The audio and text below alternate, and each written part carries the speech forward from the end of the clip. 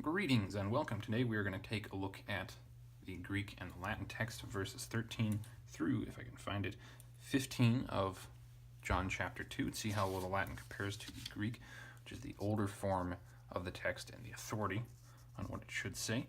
But before we actually do that comparison, I need to set the Greek aside and correct an error and something I missed in the previous Latin video. And that has to do with ice here. AES is in fact only one syllable. I was also wrong about it being plural.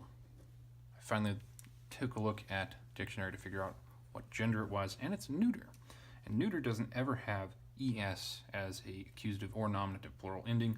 It would always end in a. So the forms of this actually are ice, iris, neuter, which then mean that the accusative or nominative plural would have to be already messing it up, aira or aira, something along those lines. Possibly airia, I don't know. I can't think of whether or not this is an Eiston. Yet another thing I failed to look up. I'm pretty sure it's not, though. Probably wrong there.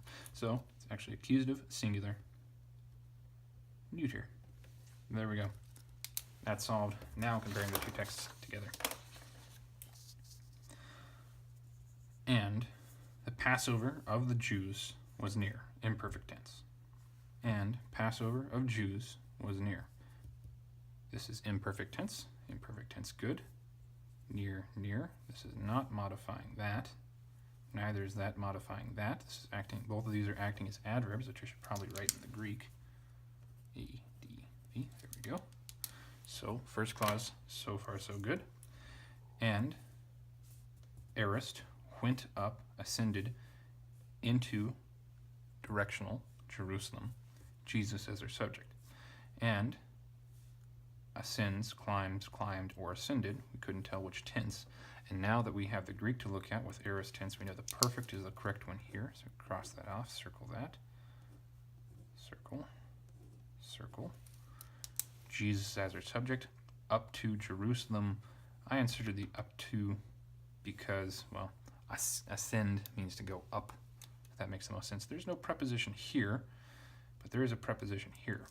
Now, the way that it works in Latin is that the accusative of city names is actually used in a case called the locative. We have three cases that well, they look like cases in Latin, but they're actually three different forms of the locative case that are pulling those forms from the other cases to tell us a specific relationship between, well, the doer of the action and the location. So for those cases, the ablative tells us separation. So we'd say ablative means from. Accusative, as with preposition, tells us towards which. And then the genitive, the other stolen form from the locative, tells us place where. So, if Jerusalem were ablative, we'd say Jesus ascended from Jerusalem. If Jerusalem were accusative, as this im here seems to be indicating, since there's only one im in the Greek, so I'm probably wrong about this being indeclinable. Accusative would tell us towards. Jesus ascended towards, or in this case, up to Jerusalem. Had it been genitive, then we would know Jesus ascended at Jerusalem. But accusative appears to be the form there with that im, and it would match this with ace, so that actually works just fine. Let's move on.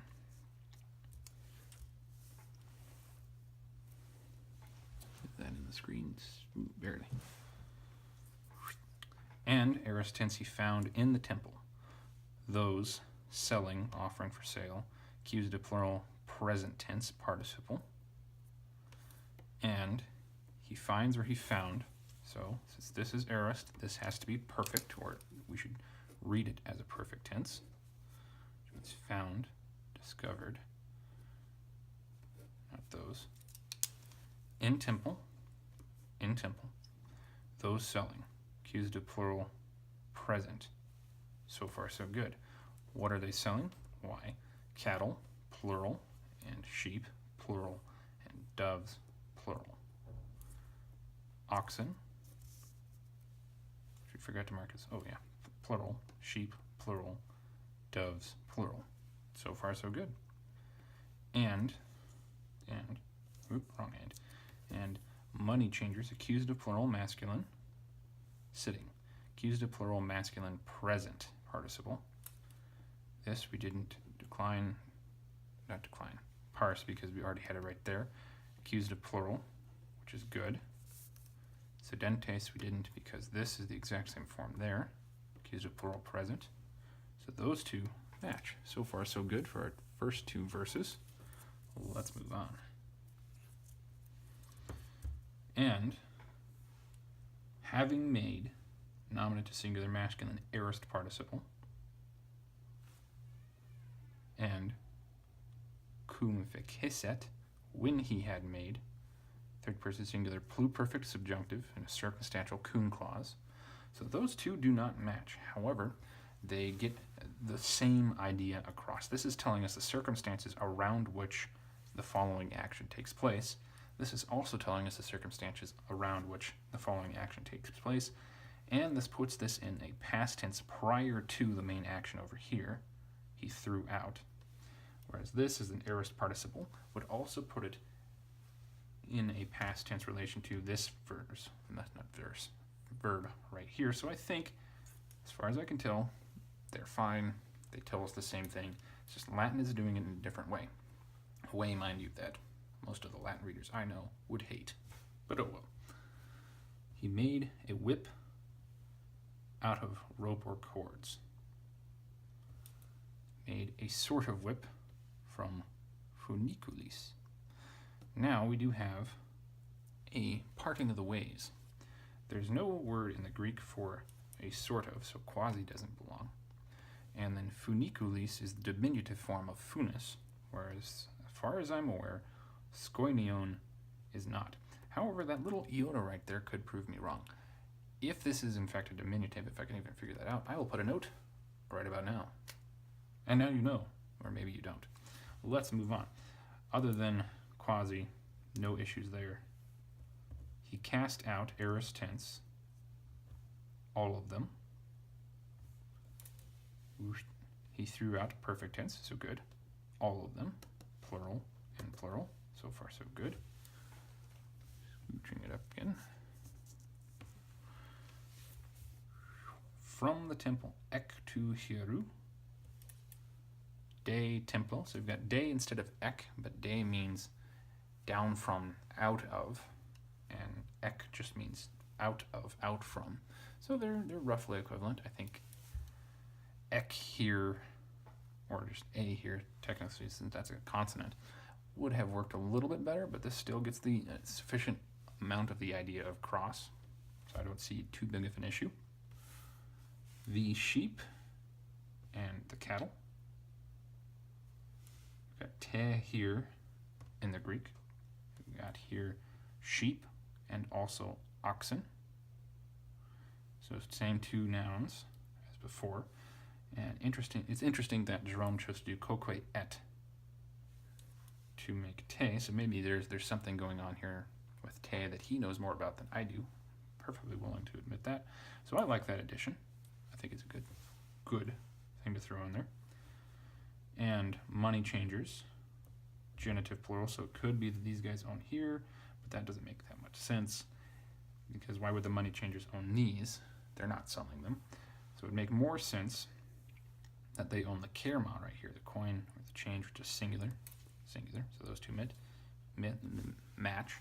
Aorist and perfect tense for this one, so it matches that one.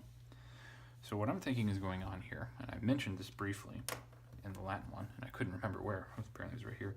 This is I'm pretty sure the first time I've ever seen a verb separating a genitive from its object, because I think this makes the most sense to be the possession of this one right here. That does not happen in anything that I can remember reading. But then again, my reading experience in both of these languages is pretty small. So this is probably just an exception to the rule, or maybe this is how Greek works for John. Who knows? Whatever it is, the Latin mimics that form, putting possessive verb possessed right there. So, I'm not going to fault the Latin for that. Moving on. Greek is still barely visible. And overturned the tables aorist tense, and perfect tense overturned the tables. Plural, plural. There we go. So, looking at the Latin next to the Greek, the only thing is we had quasi thrown in when there's no equivalent for it anywhere over here in the Greek, and maybe there is a variant version. Again, get another note right here, right now. Now you know. Anyway, that's the only addition. Nothing else going on right here. Interesting use of quoque for te. I think our Latin translation has done a fantastic job today. Thank you very much for joining me. I hope taking a look at this has been helpful for you, and I hope you have a good day. Farewell. Hey, not asleep yet? That's okay. I've got tons of other equally sleep-inducing videos for you to watch. Check them out.